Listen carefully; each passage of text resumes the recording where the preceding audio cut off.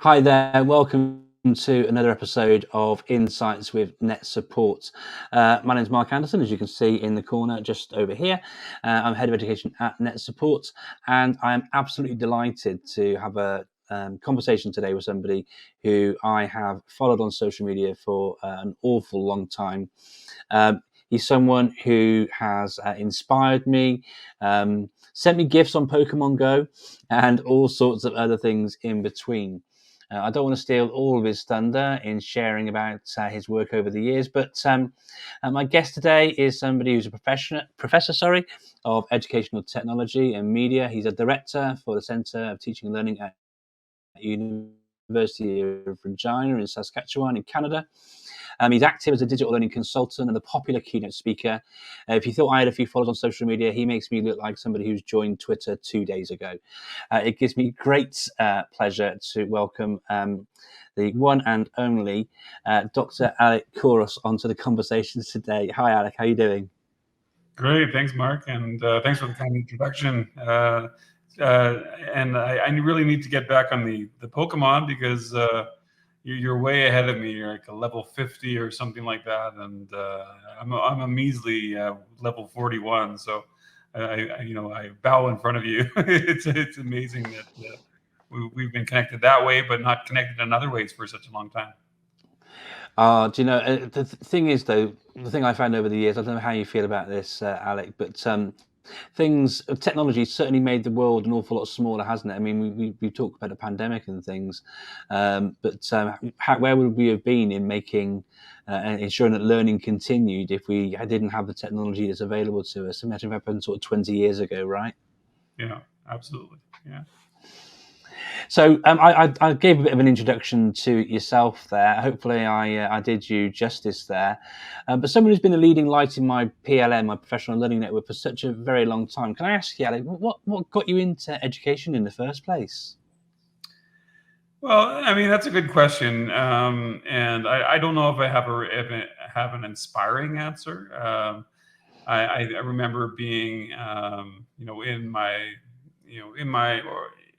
last year of grade 12, and I was thinking, well, what can I do for the rest of my life? And I had not been exposed to a lot of careers, honestly. I grew up in a restaurant, so I worked. It was either take over the restaurant because that's what I had done the whole time, or the other vocation that I had been exposed to, considerably for my entire life, like most students are, is teaching. I could be a teacher, I thought. And when my whole idea was, if I wasn't going to take over the restaurant, I was going to go to university, but I didn't really know what to do at that point, and I wanted something. At the time, people thought, well, don't go into arts because there's no jobs if you go into arts, and so you should go into something that will lead to some sort of job at the end or some outcome. And I thought, well, I could be a teacher. And so it was really reluctant and not very inspired to go into that area. And so I guess it wasn't my first choice. And then, and I didn't like it during the pre-service teaching, my 4 years of pre-service teaching. But it wasn't until I hit the classroom that I just realized, like, this is what I could do. Like, I really was inspired by the first year of teaching, by the students. I felt like this is something that I could really do. But until that moment, like, it would have been a horrible failure had I decided, taking 4 years of school and ending up in the classroom and not liking it. I mean, that was a very plausible outcome. But so I didn't have aspirations to be a teacher. My parents weren't teachers. I don't have that story. But it's something that I fell into, that I have, enjoyed my career. I've been almost, 24 years at the University of Regina, but before that I was 7 or 8 years in, secondary school as a, high school teacher. I taught English and history. Those were my areas. Initially, that's what I was trained for, but similar to your experience, I took a little bit of a bend and started teaching ICT classes, and that's where I really picked up a lot of love for learning. But I had not been trained for those either. I hadn't been trained for teaching ICT. My only formal training was learning, getting a Apple IIc as a Christmas gift on my eighth grade, and learning some Apple Basic, and basically playing some basic technology games, and playing around and tinkering, and that was really my formal ICT training. But apparently that had qualified me to teach ICT classes when I actually got to high school, as it was back then. Like, people who didn't have much experience, or just even had a little experience, were able to teach ICT classes back then. So yeah, things, so it was just kind of a rather mundane journey, but I'm glad where I eventually ended up, and glad with the experience that I received.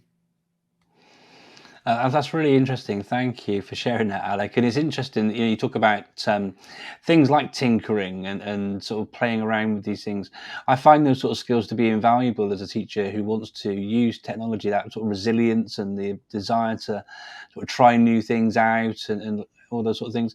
How much do you think that sort of mindset, I guess, is important when it comes to wanting to think about implementing technology in the classroom?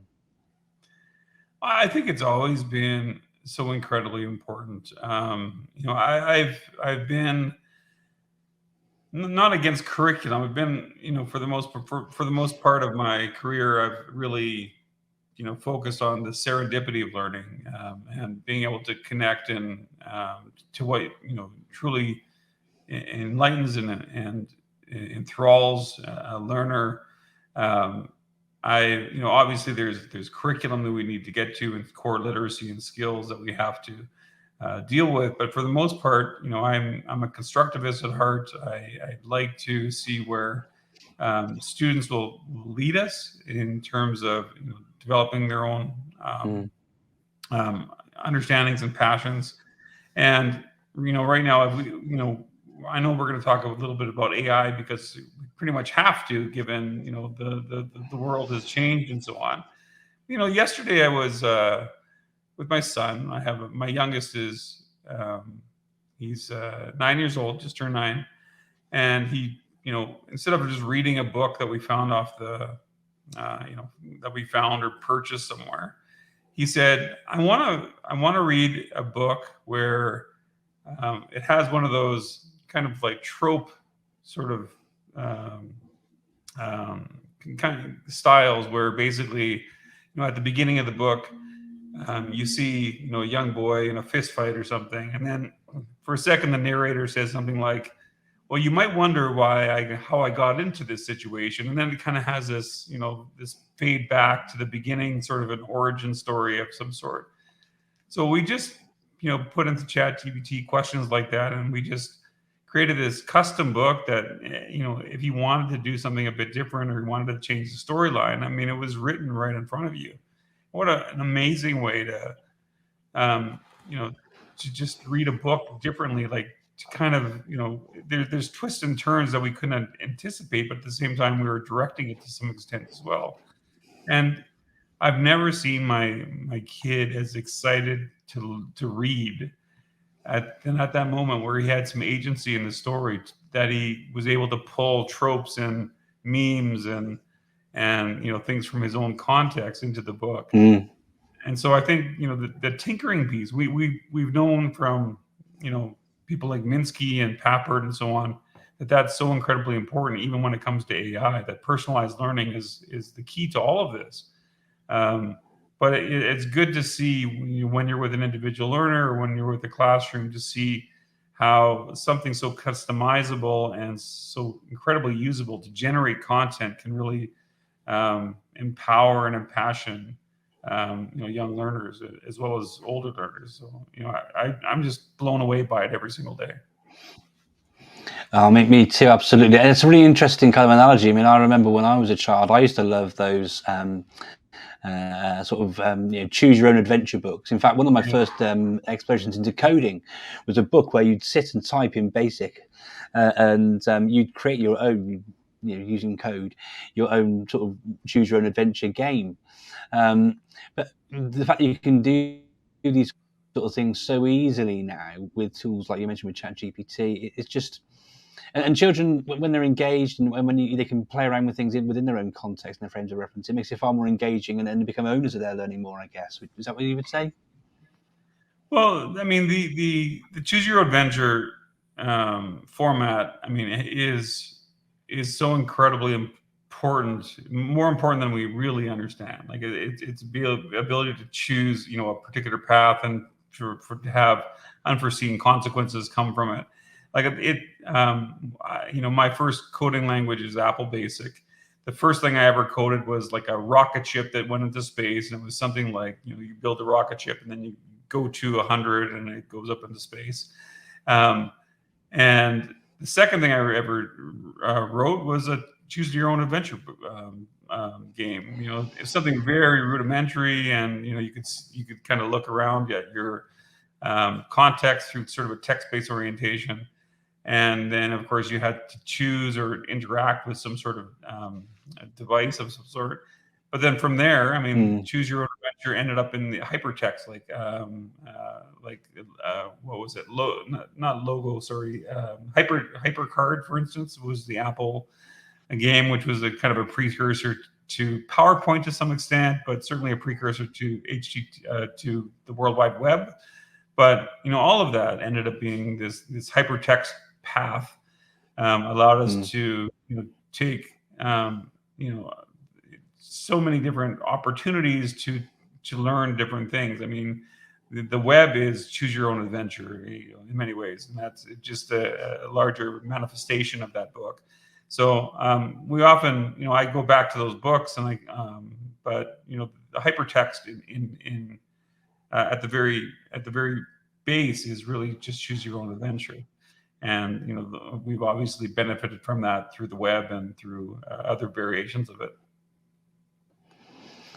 I think you and I could do a whole conversation just around these sort of things here, Alec. A lot of memories being attached to the conversation we were having too. But you mentioned a C word a few minutes ago, and I wanted to dive into curriculum and Canada, because as a Canadian educator, obviously you know how everything's sort of set up in the country, but a lot of our viewers don't know anything about sort of Canadian education. So I wanted to ask you a bit around some of the struggles and some of the external factors, because teachers are often wanting to try new things out. They want to do things like make a difference and help children learn, but they're often constrained by external factors, curriculum demands, budgets, quality assurance targets. Ofsted's a big issue here in the UK, for example. So I wondered if you could share a little bit about how things happen in Canada and what you see as maybe being some of the benefits or challenges of how things work with schools in Canada, if that was okay. Sure, of course. I'm not.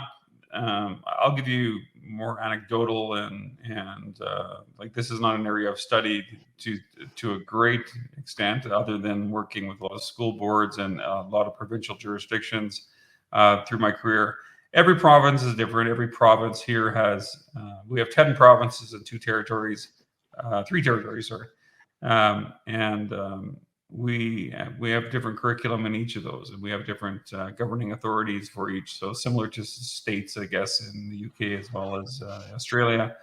So it's quite different. We don't have, obviously there's disparities in the US, but when we look to our southern neighbor, for technology in the classroom, we're not well funded compared to our U.S. counterparts, especially depending on the state, I guess. But we have nothing like Texas or Florida when it comes to the types of one-to-one configurations. One-to-one is fairly rare here in Canada.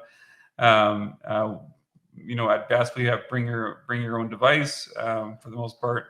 When it comes to curriculum, curriculum depends. Some will do more outcomes-based education. Some will do other stuff. We have something called outcomes and indicators in our province.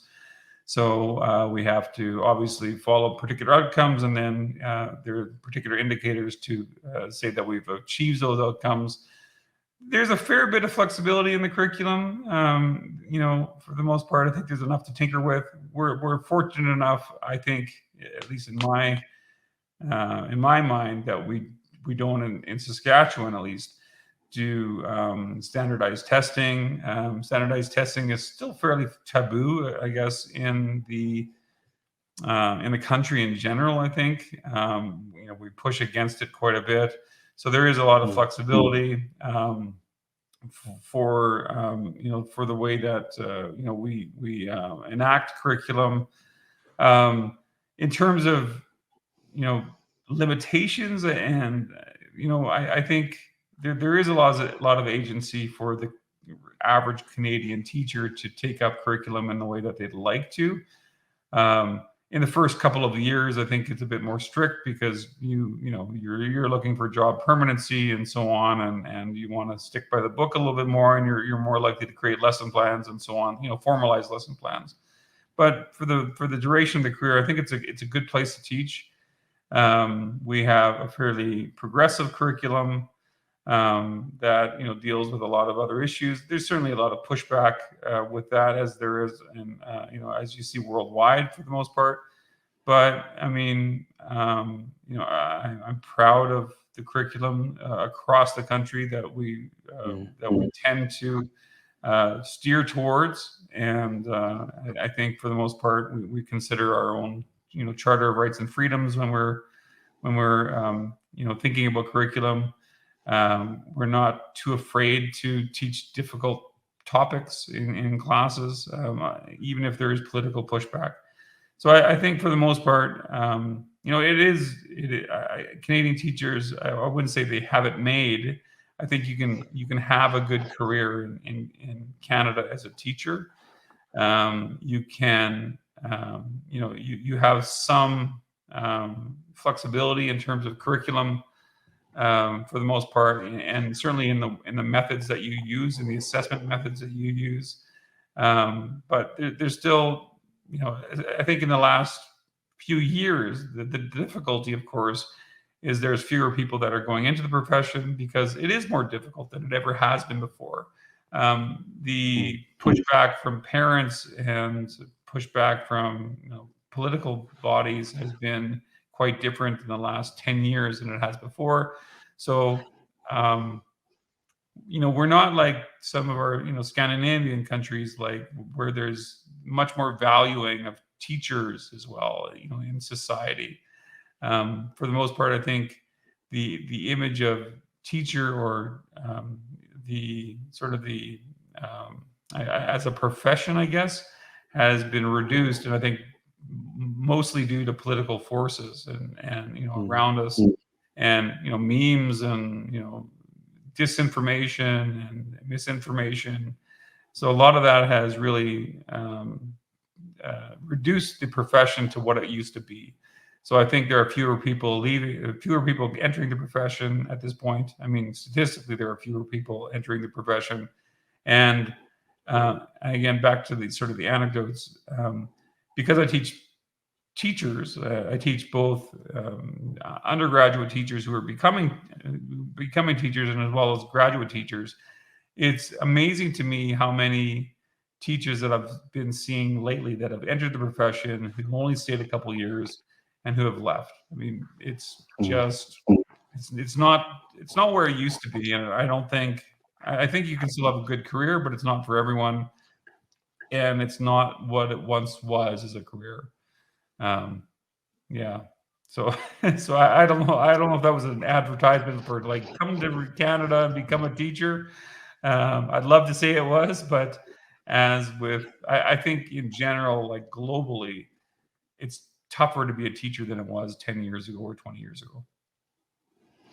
And so do you think it's those sort of socio sort of political kind of commentaries, things that are making teachers leave the profession in Canada after a few years, or is it workload? I think you know, teachers as labor, I think, labor unions and so on. I think, teachers have become deprofessionalized. They have less voice as a collective. Um, the expectations to do everything, beyond the classroom, the misinformation in social media around teachers having these cushy lives with these really large, paychecks, and they get summers off. That used to be a thing a little bit, but I mean, in terms of like a sort of a mythology, but it's becoming much more rampant in the way that it's Mm. pushed through social media channels. And of course, then you get things like, well, teachers are teaching, all of these horrible things to students, and schools are cesspools of immorality, and all of this other stuff that comes with this meme, this trope, this the funnels of misinformation that are coming into schools. So I think dealing with a lot of that stuff, I think as teachers, you might just want to take on a different role in some ways, and it's unfortunate, because I think many people that I work with still, as teachers, have had incredible careers, but they're also seeing that as they sort of wind out their careers at the same time, it might be a good time for them. They feel like it's a good time to retire because things have changed so much. And it's sad because at the same time, with all of these incredible affordances that we're seeing with new technologies, this could be the most exciting time to ever teach, I think, in some ways. Like if we do this right, if we do AI right, if we continue to ensure that students are empowered, that we have the ability to have the benefit of personalized learning, to be able to have customizable learning plans and so on, to take away some of the administrative burdens from teachers through being able to leverage different types of AI technologies to to do some of the sort of the meaningless work, or the important less important work, I guess, but we still have to do. I think there's Mm.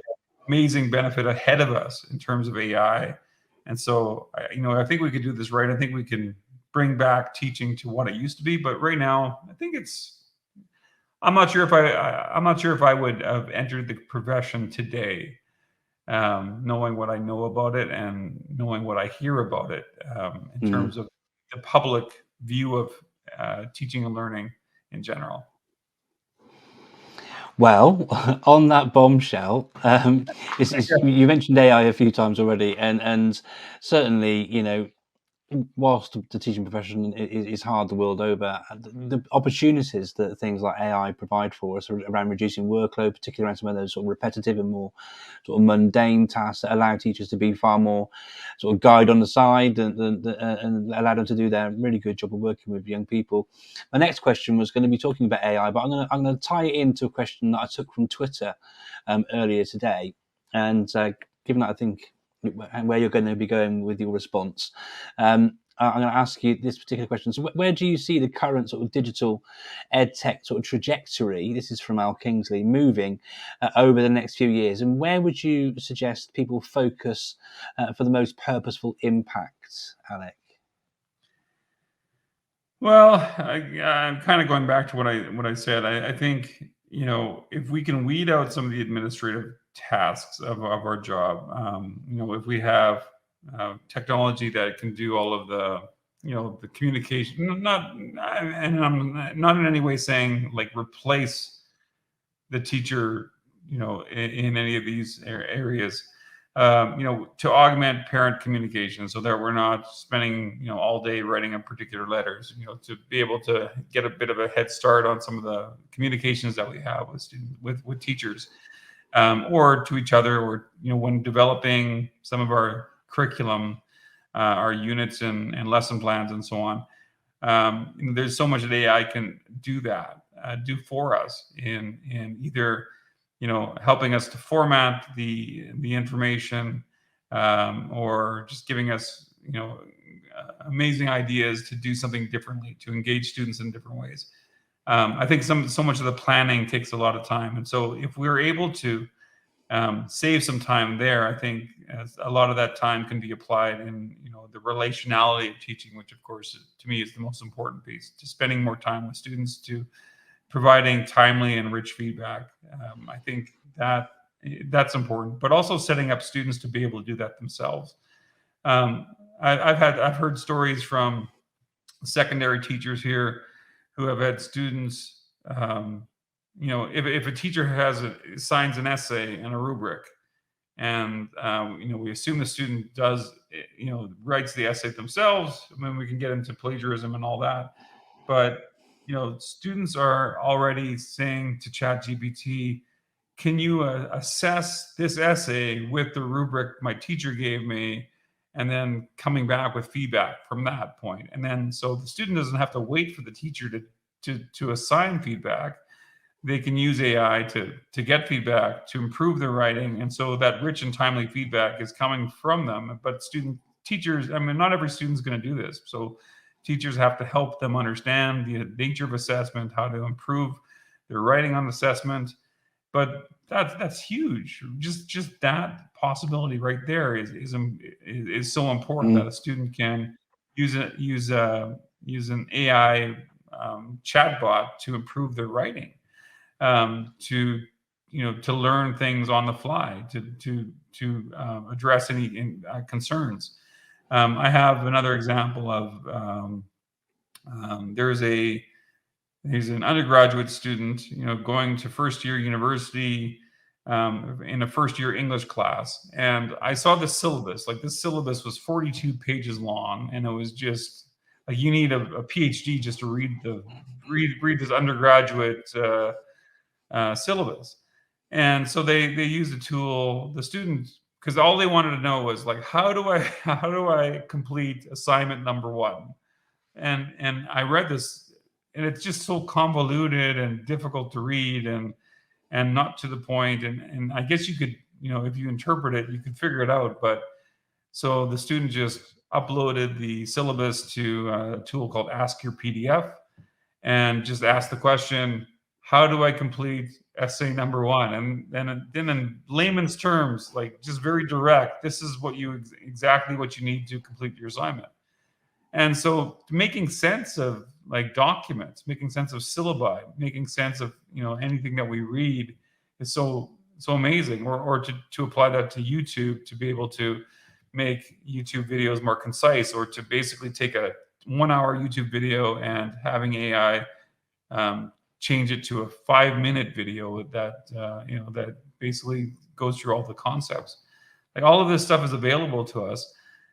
Students aren't going to know right off the bat how to use these things. Teachers won't know either, but it's up to teachers to be able to teach our students how to most effectively use these tools, not to be afraid of them, not to be scared of them, to rethink what we do in the classroom. I'm excited by that. So, going back, on my earlier sort of dismal statements on, the teaching profession, it's unfortunate from this sort of political, social perspective that we're in, but from a techno-utopianist perspective, I'm all in. I mean, I think it's an amazing time to teach, given what we can do. It's an amazing time not just to teach, but to learn. And I think that's a bigger distinction, that for teachers or for students, this is probably the most amazing time ever in the history of humankind to learn. Like it's amazing what we can actually do individually and collectively.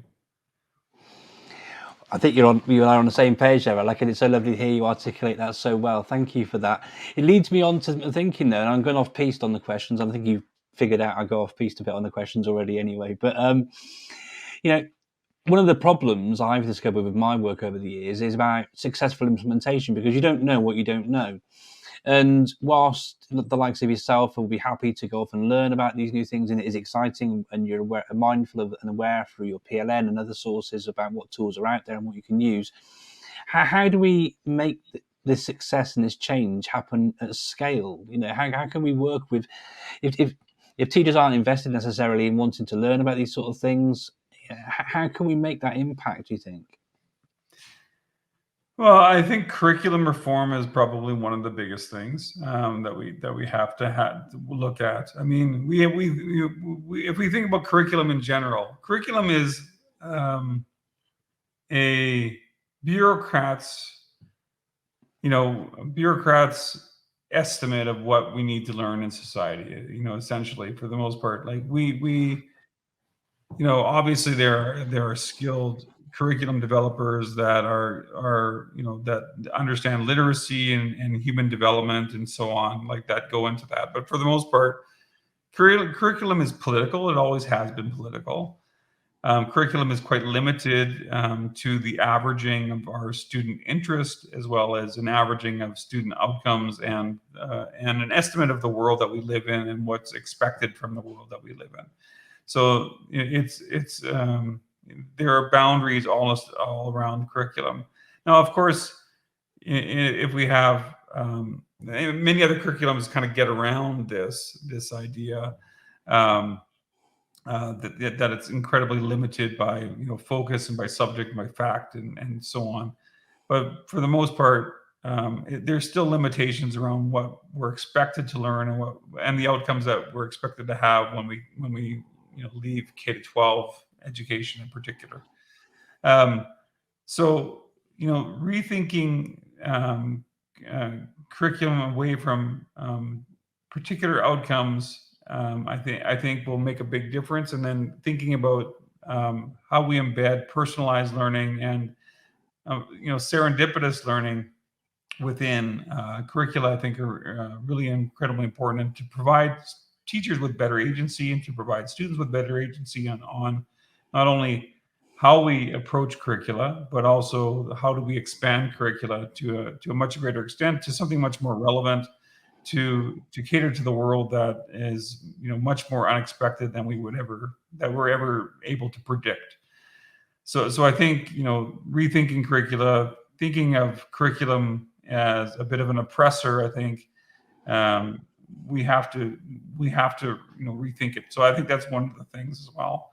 The embracing of technology to a much greater extent, I think even after all of these years of social media and the internet and so on, there's still major inadequacies in our classrooms in terms of the technology that we have. For the most part, if I go to any high school in my city or in my province, secondary education in particular, like we have elementary and middle schools in particular. Middle schools is probably the most tech-rich area of, that's where you see not one-to-one, but good integration, pods or lab use or something of technology. But when they hit grade 9, the technology all but disappears. Like there's back to chalk and talk.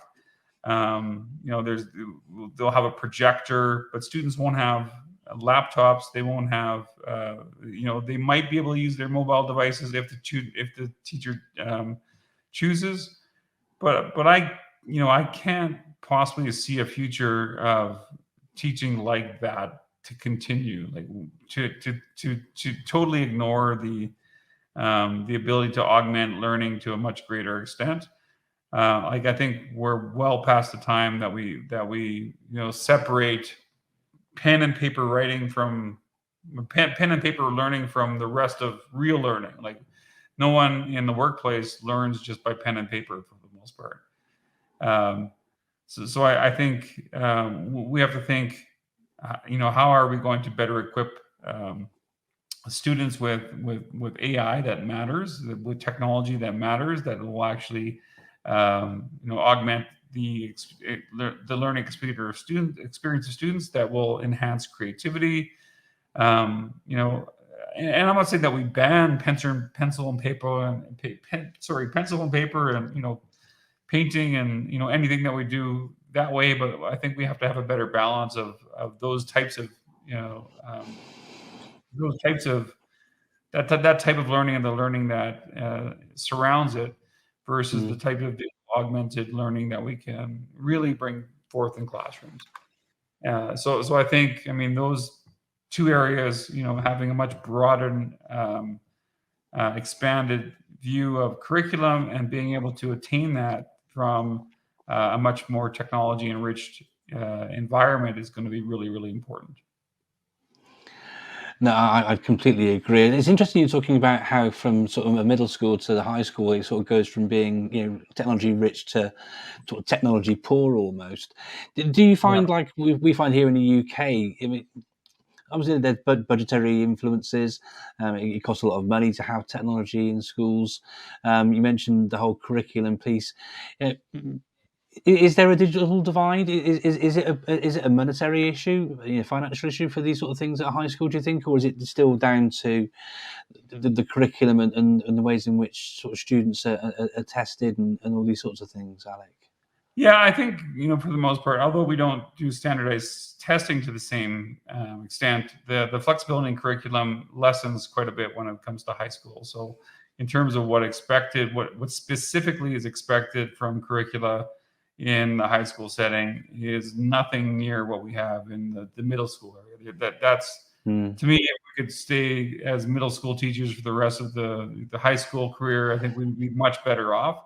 There's so much more flexibility and just learner-centric methods, I think, that are just much more important, much more collaborative learning, much more peer learning that we see in middle school.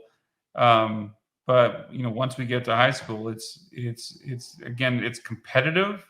Every student on their own, all students competing to get the best grades. And so there's much less collaboration, much less peer review. Obviously there's spaces where high schools are doing this, so it's not all high school teachers that are, not doing innovative things. But for the most part, most of the classrooms I visit, and I have quite a few interns that I still see. I just don't see the innovation happening there. Like, it's not much different than when I taught. And when I taught in high school, I wasn't particularly innovative. There wasn't a lot of technology, but it shouldn't be that way at this point. But I do think curriculum is probably the biggest factor there. And of course, obviously there's probably not a lot of budget either, but the curriculum, the limitations of the curriculum justify the lack of need to bring in technology, because we don't need it. Because why do we even? It's not even a budget question at this point, because as long as we leave curricula defined as a very strict notion of learning specific objectives, we don't need to bring in the technology. We don't need to even entertain the budgetary issue. Brilliant. Thank you for your answer there, Alec. Thank you. I wanted to pull in another unplanned question, one that came in from Twitter. I know your work, obviously, and you're involved in having your finger on the pulse of the latest thinking around educational technology. We had a question from somebody called Ollie Lewis, who asked me to ask you, what is your favourite piece of research around teaching and learning with technology?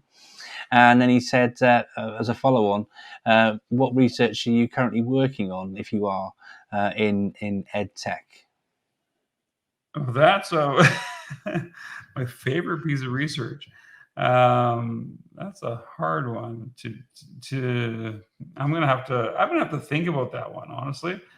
And I'm not the only research that I'm doing right now is I'm focusing on just bettering myself with AI, just looking at something specifically. I'm not looking at this particular time, I'm not involved in having students use it or teachers use it.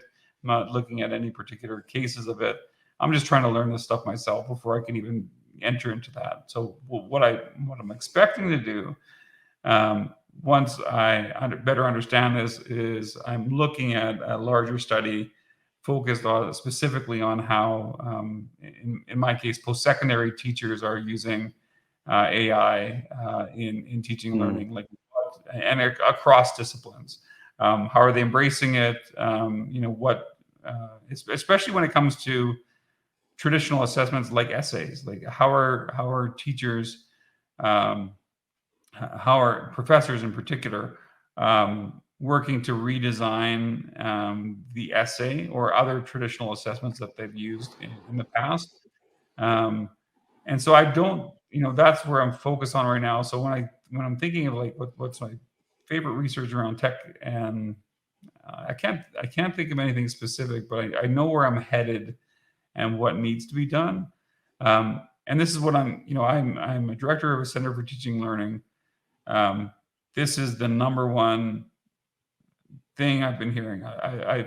First of all, I've never seen so much interest around any PD at the higher ed level ever. Like, we're getting record numbers of participants coming out to AI particular sessions because faculty just don't know what to do. Like, they don't, and this goes right across the country as well as the work I've done in the US. Faculty don't have a clue what to do with AI. They're focused to some extent on the detection aspects, but we know the detection just doesn't work very well. And they're not sure how to redefine what they do. I hear profs saying, like, there's no way I can even assign an essay anymore. Like, I've done essays through my entire career, and now I can't do an essay anymore because I feel like everyone that will come in will be either plagiarized or just be meaningless to the students. Like, what's the point of handing in an essay? And I don't think it's the end of the essay. I think it's just the end of the way that we've taught the essay. And so that's what I'm keenly interested in, is how are faculty, after overcoming these significant changes in their understanding of assessments, and how do they rethink some of these so that they become the term I'm hearing is AI proof. I don't think anything is AI proof, but maybe AI resistant. I don't know. Maybe that's a better term to look at. And that can benefit from AI in general. So that's where I'm headed with research. I have nothing crafted at this point. I'm just trying to learn about it as quickly as I possibly can so that I can actually put something together that seems reasonable. And for me, if we can have sort of an inventory of or a list of best or promising practices around AI integration into teaching and learning, I think that's going to benefit all of us. No, absolutely. And the difficulty of it is, obviously, we're thinking about things like ChatGPT. It's only been around for 7-8 months for us to actually use. The pace of change here, versus the pace of how long research takes. By the time you've completed sort of in-depth research as well, it'll be out of date. It's a really difficult thing to sort of stay on top of with new things coming out every day. I liked your term, sort of AI resistance. For me, in some of the conversations I've been having, it's not about necessarily stopping, like you say, asking young people to write essays and have them do those sort of things.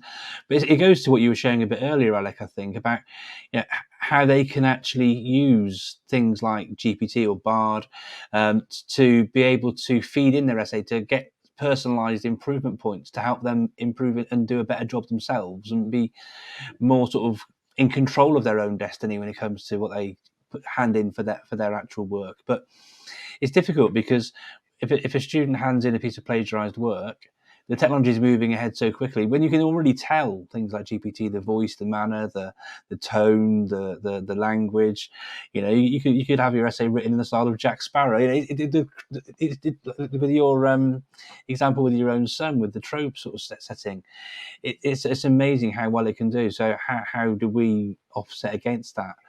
I don't have the answers, but. I wanted to jump into another question, if that's all right, Alex. We've got sort of a little bit more time left together. This is sort of going back a little bit, and we touched upon this a little bit when you sort of introduced yourself and said about your history working and in restaurants and not coming from a family of educators and what have you. But Emma Darcy, who's a trust digital lead here in the UK, asked the question, what do you wish you had learned at school to prepare you for life but never did? which is a bit of a deep philosophical question, isn't it? But Yeah, that I learned at school that would have prepared me for life that never did. Wow. That's a so I think the I think it actually fits in with my the limitation that I had in terms of understanding what other vocations exist. I mean, I don't know if it's an easy question. Like, I don't think you just bring in. I don't much believe about, hey, let's bring in a businessman and let's bring in a fireman and like or different people um, into the classroom to like get a sense of what these people do. Like, I think that to some extent, I think that's helpful, but you don't have any real practical experience or real insight into how the world works or other types of careers. My son, my going back to my 9-year-old, he wants to be a YouTuber, and of course, he wants to be a YouTuber because that's what he's exposed to. Like, he's either going to, like, he's exposed to teaching and he's exposed to YouTube for the most part, or he wants to be a gamer. So, I mean, and I'm not saying that he shouldn't be a gamer or a YouTuber, but at this point in his life, he has incredible limitations in terms of what he can be because he's just limited to the experiences around him. So I think just an expansion of the ability for us to understand and to imagine what we can do, I think, is really important. And I don't think school, for me, or any examples that I've ever seen, have really captured that the ability to really become everything beyond a very traditional notion of of career. I guess the traditional notions of career, the standard set of career paths that we see. There's not much that's really innovative.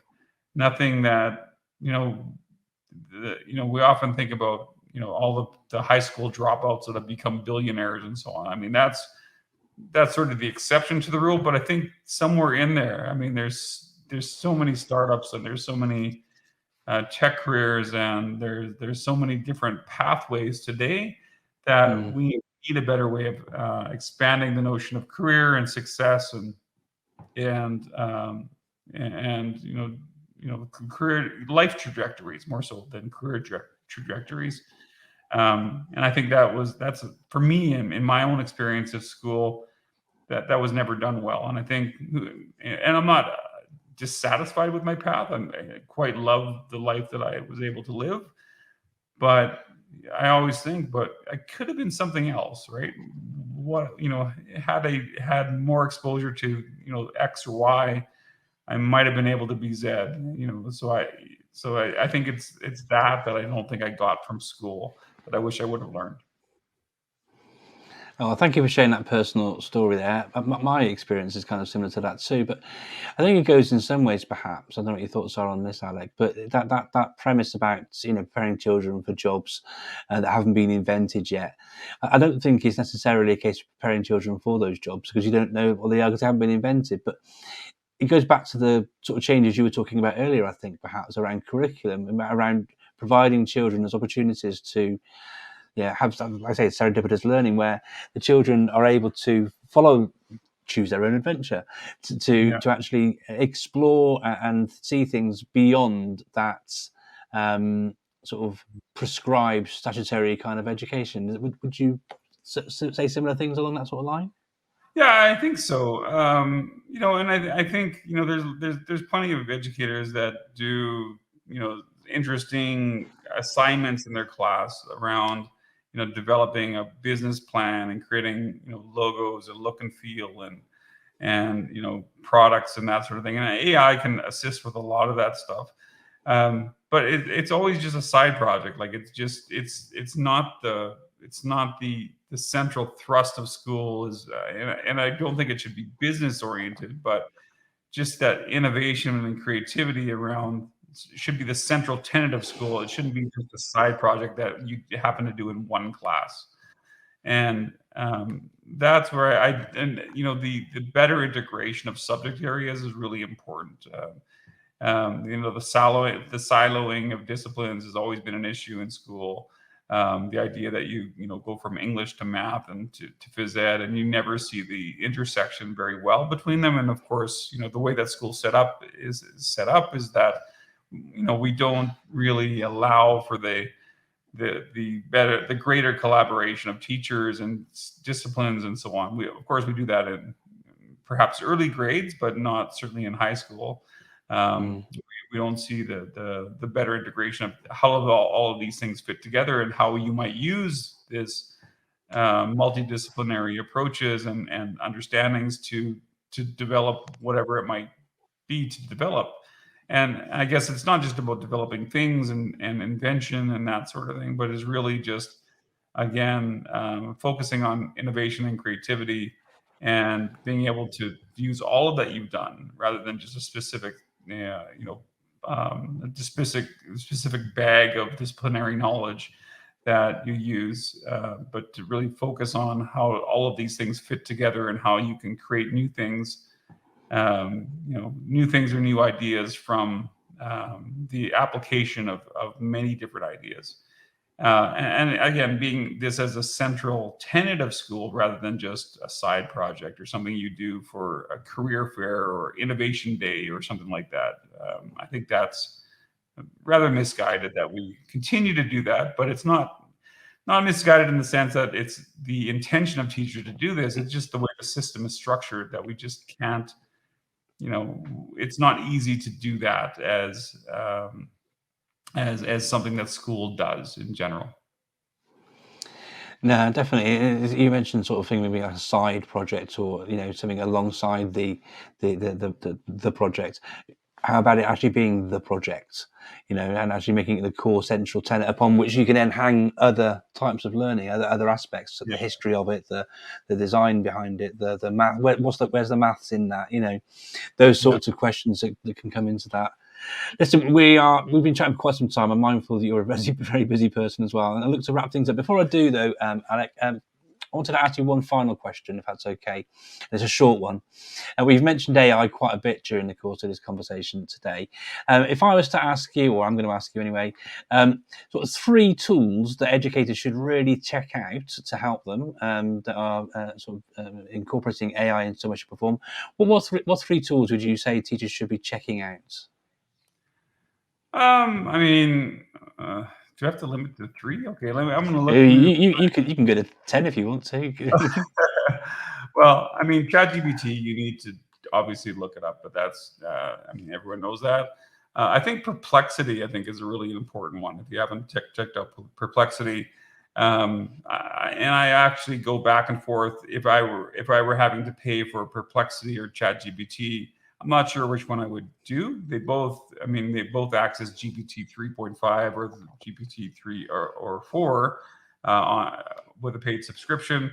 But I like Perplexity. It's like Google and ChatGPT kind of put together, and I like that anything that you put in, it leads you to additional questions. It also provides better referencing, and it's just a very powerful tool. And I think to me, it's the future of search. I think you'll probably see Google more like Perplexity in the future. I mentioned ask your PDF before, which I think is a really important tool. And even if that's not the exact tool, anything that allows you to upload your own documents and be able to ask questions of those documents is really important, because it will lead to fewer hallucinations from the data. You can have much more precise interactions with your data. It's more siloed to an extent. So you can do this with your own papers. If you're a student and you're writing a master's or PhD, you can upload your own paper, master's thesis, or whatever it might be, and ask yourself questions of it. And I think that's really important that we do that. Teachers can use it in many ways as well. Midjourney, I think, is really important. I think you really need to have a good sense of how text to imagery works and text to, and I think it's important to like, even if you go onto the Midjourney Discord server, looking at the prompts of other people and the images that they've created, I think is really a learning adventure in itself. Because I think just by looking at other people's prompts to see what they're able to generate is just eye-opening. And I think you can learn a lot from that. But if you don't want to use something as sort of, if you're not into Discord, try something like Adobe Firefly, or try the new Adobe Photoshop, which has really amazing ability as well. Tome, if you want to look at what PowerPoint and Google Slides is probably going to look like, the future is something like Tome, where you can do generative storytelling or create presentations really quickly. I think it's kind of amazing. But if you don't want to use something new, you could try Canva and just use the magic write, I think, ability, which allows you to also do something similar. If you're doing e-learning, check out Knowledge, Knowledj, and it allows you to create e-learning artifacts, which is kind of amazing, like H5P artifacts. It's kind of spendy, but you can do some basics in there. Let's see, maybe a couple more. If you haven't tried out Synthesia, I mean, it's one that I've used in a lot of sessions. It is expensive as well, but I think you can do some basics for free. It allows you to create talking avatars. Maybe the last one I'll add is Descript. If you haven't seen Descript, it's sort of video editing or timeline editing. So you could do video editing, but rather than the traditional timeline editing that we've done in the past, where you actually have to like cut off pieces of video, you can just like a word processor, just take out a sentence and then it'll actually do the video editing for you. So Descript is a fantastic tool that I've really liked a lot. You can also get it to clone your voice. You can do overdubs and so on. I think it's the future of timeline editing, something like that. If other companies, I'm sure Premiere and Final Cut are probably going to introduce that sort of functionality into their own products. But if you want to see it now, check out Descript. Those are some of the brilliant. That I like. There's that you talk about Descript there. There's DaVinci Resolve, I think it's called, which is they're incorporating features like that into there at the moment. So, like I say, I think it's definitely going to be coming into the likes of Premiere and Final Cut. It's the way forward, isn't it? You've been an encyclopedia of experience and knowledge, just as I knew you would be, Alec, in the conversation. Thank you so much for taking the time to join me today for this chat. If you want to follow Alec on Twitter, like I said and showed before, you can see his Twitter handle moving across the bottom there at the moment. You can also check out his website, which is couros.ca there. You can see it across the bottom now. But for me, Mark Anderson, Alec, listen, thank you so much for taking the time to join me. We managed to get the timelines worked out eventually. That was me more than you. I really appreciate you taking the time. Thank you so much.